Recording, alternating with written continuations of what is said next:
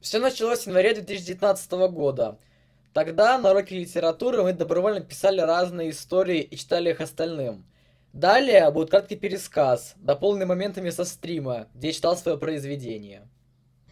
Маленькая история про жителей леса и не только про это. Глава 1. Рыбалка с тайнами.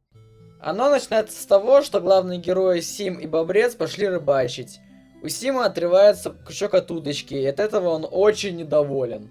«Твою ж рыбину!» – закричал Сим. Крючок опять оторвался, уже 5-й раз. Потом Бобрец замечает какой-то рычаг в речке, за который постоянно цеплялся крючок, и он нырнул с Симом, чтобы его потянуть. Оказалось, это люк, и когда они открыли его, вся вода слилась туда. «Ну ничего себе!» – воскликнул Бобрец.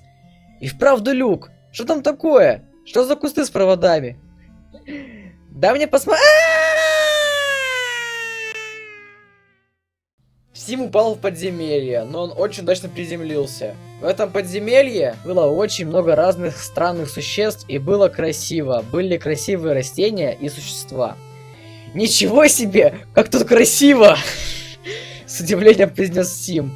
Вот, кстати, одно из здешних существ. Оно, правда, никогда больше не появится в рассказе, просто очень захотелось рисунок показать, который нарисовал Сим. Оно приближалось к Симу и своим взглядом пугало его. Он очень испугался, он сопротивлялся, но это существо просто взяло и улетело. «Что это, черт возьми, было?» — при себе подумал Сим. «Как же оно меня напугало!» «Ну и существа если питают. Мне это совсем не нравится. Мне очень хочется домой. Эх, Бобрец, где же ты?» Симу было не по себе, и он подумал, что если он крикнет «помогите», то ему пойдут на помощь. Когда он это сделал, к нему побежали еще одни странные существа, чем-то напоминающие людей. Ну вот эти существа, так называемые полулюди, его отвели в свою деревню, которая состояла из высоких деревянных домов, и где росли гибриды тыкв и ромашек, иногда подсолнухов. В это время полулюди привели его к главе этой деревни. Глава находился в большом шалаше из листьев и деревьев. Он спросил, ну конечно же жестами, кто он и зачем он здесь. Они ничего не знали о Симе, ведь здесь он чужак, а чужаков здесь присылают главе. «Зачем?» – спросишь ты, мой слушатель. Ну, давай лучше продолжим, хорошо? Хорошо. Дальше Сим что-то громко пытается объяснить полулюдям и главе. И оказывается, что глава деревни на самом деле вот прям человек, который только косит под свой народ. Он сказал Симу, что может попытаться забраться на трубы в подземелье и выбраться из него. Но это не так просто. Дальше от их болтовни к ним в шалаш надвигалось что-то страшное. И это конец 3 главы. Дальше повествование возвращается к Бобрецу, который очень хочет помочь Симу и идет за подмогой к их старому другу Кротычу. «Прости, мужик!» — извинялся Кротыч Картава. «Не смогу». «Почему?» — растерянно закричал Бобрец. «Ты же крот! Ты же умеешь копать подземные ходы, не так ли?» «Да, умею», — тихо произнес Кротыч. «Но в приблизительной глубине, куда упал твой друг, очень твердая руда. Даже моя кирка не может раздобить эту руду. Прости, я правда не могу». Кротыч дает на всякий случай кирку, и Бобрец прыгает прямо в подземелье. И прям как Сим, удачно приземляется. Как только он приземлился, за ним тут же пришли полулюди. «Так это вы похитили моего друга Мышонка! Я знаю, это все вы! Что вы с ним сделали?» Возмущенным голосом поселился на них Бобрец. Здорово, Дави-99. «Только попробуйте со мной что-то сделать, я ударил вас моей киркой!» Но они ничего не понимали и просто схватили его. И вдруг Бобрец ударил нескольких полулюдей. Они очень испугались, а их товарищи страдали от боли. «Так будет со всеми вами, если вы навредили Симу и навредите мне!» — говорил им Бобрец. Но они просто убежали. Бобрец прибегает в шалаш и видит там монстра из конца 3 главы, который пытается растерзать Сима и главу деревни. Монстр же зарычал на них и хриплым голосом стал на них орать. «Вы же обещали не шуметь! Я здесь всегда жил. Это мой дом. Убирайтесь отсюда!» Внезапно монстр замечает бобреца и бежит в его сторону. Жадное ничтожество. Но бобрец не пальцем деланный и победил злого монстра тем, что сказал ему о более тихом месте вдалеке от деревни. Ну и монстр от них ушел.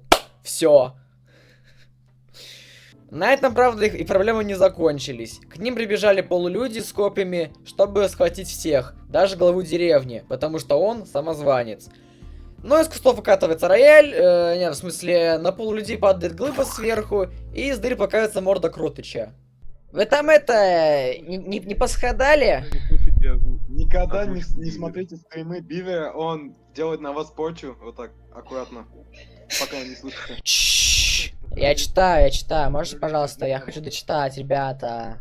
Да, к счастью, нет, крикнул ему Сим, который бежал за ними. Тебе повезло, что нас не придавило. Но ничего, я сейчас вам веревку спущу. Крикнул Кротыч, и вот он спускает веревку. Наш главный герой поднимается по веревке, и Сим спрашивает главу: ты пойдешь с нами? Нет, я привык здесь, под землей. Кстати, меня зовут Миша. Ответил он Симу. Кстати, а как тебя зовут? Сим. Ну ладно, пока, Сим, удачи. Пока. Грустным голосом ответил ему Сим. Ему даже хотелось заплакать, но он сдерживал себя. Ну а дальше герой просто приходит к себе домой, в свой поселок Лесная Дорожка, допоздна рассказывают родителям, что с ними произошло, а потом они легли спать. Все, хэппи-энд. Конец 5 главы. Спасибо за внимание. Огромнейшее спасибо моему братану Диму за то, что нарисовал все иллюстрации для моего обзора. И еще он придумал улучшенный дизайн подземного народа, так что если досмотрели до этого момента, передайте ему свой респект. Но сейчас я перехожу к обзору своих рисунков. Значит, гость сегодняшнего вечера. Оба-на. Кто? Доктор Петер! Да.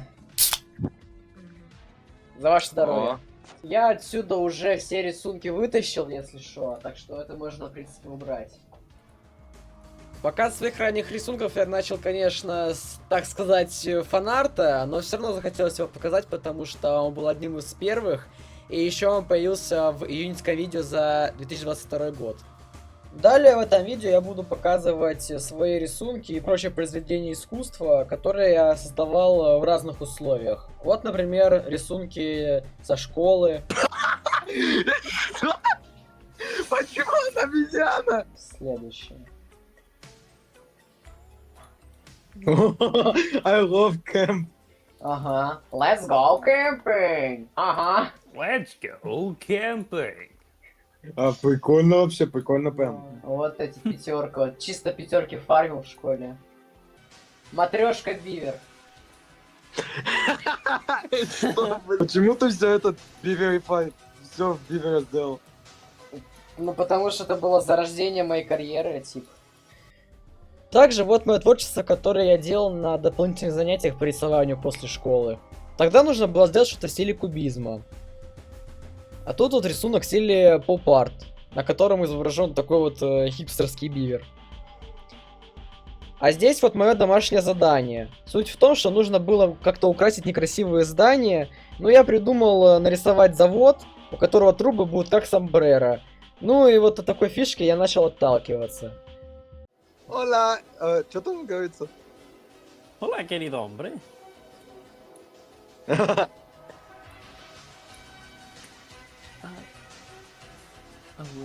И то да... Сам везде. Aquí. I see aquí. Ну и напоследок, вот такой вот рисунок бобра.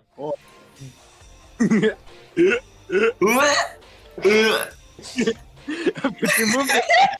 Этот бивер нарисован с помощью губки. Вот. Губка Боб. Короче, я вообще брал губку для мытья посуды, макал ее в краски и так вот делал. Так, перед тем как показать следующие рисунки, так, за ваше здоровье. Давай. Далее несколько рисунков, которые рисовал в свободное время. Здесь рисунок на новый 2019 год. А вот здесь вот такой вот мощный мега-бивер для лесорубки. Здорово, да. Аниматроник бивер. Да. Смотрите какой. Еще так, с такими колбасными щечками. Почему он такой жирный? Перчатки лучше, спасибо. Ну и закончу это видео одним из первых мобильных рисунков в принципе. Как видно, я тогда еще не выработал алгоритм, по которому я рисовал далее. Ну, естественно, это отсылка на FNAF. Юр, ты что там всю нарисовал? Это качественный ключ! Ребят, это качественный ключ, Что? чё? Пенис, брат, это пенис!